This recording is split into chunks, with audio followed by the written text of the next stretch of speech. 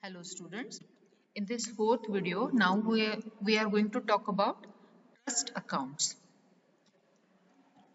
Now what does it mean by trust? Trust means the possession of certain assets are given to the benefits of others. Means the property is given in possession of someone for the benefit of someone. Who is a trustee?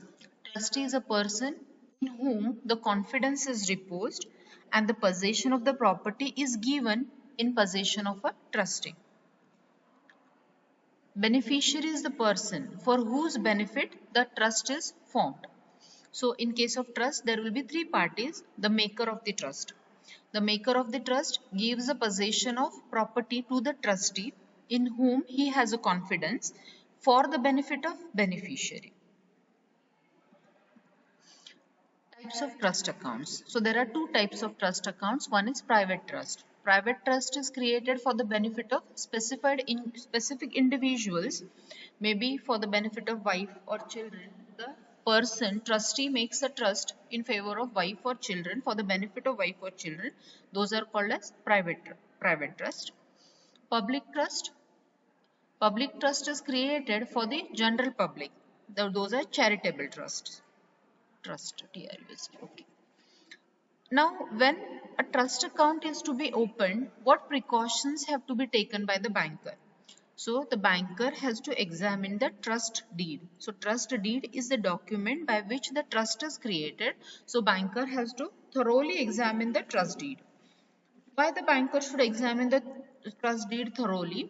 It will be helpful to the banker to know what are the powers and functions of the trustee.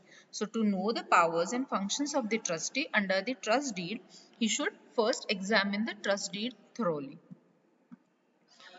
In case of two or more trustees, if there are two or more trustees, then in that case, banker should clearly get the instructions as to who is going to operate the account. If there are no such instructions, then all the trustees should sign the checks. Granting loans to trustees.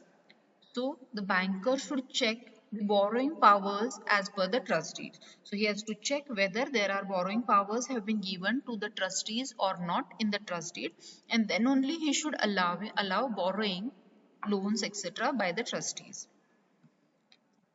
In case of death or retirement of trustee, the banker should verify the trust deed in case of death or retirement of trustee.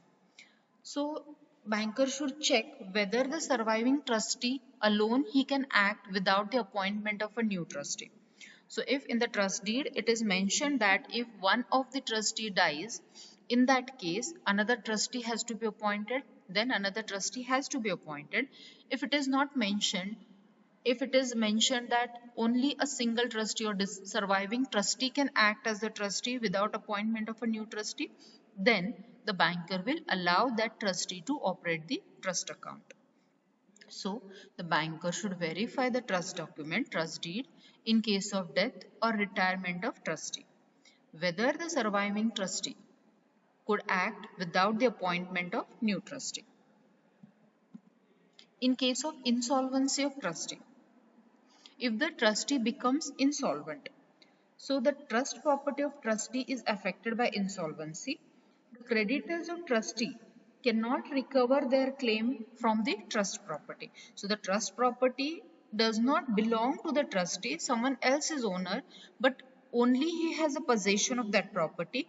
In that case, the creditor of a trustee from whom he has taken the loan, they cannot recover their claim from the trust property.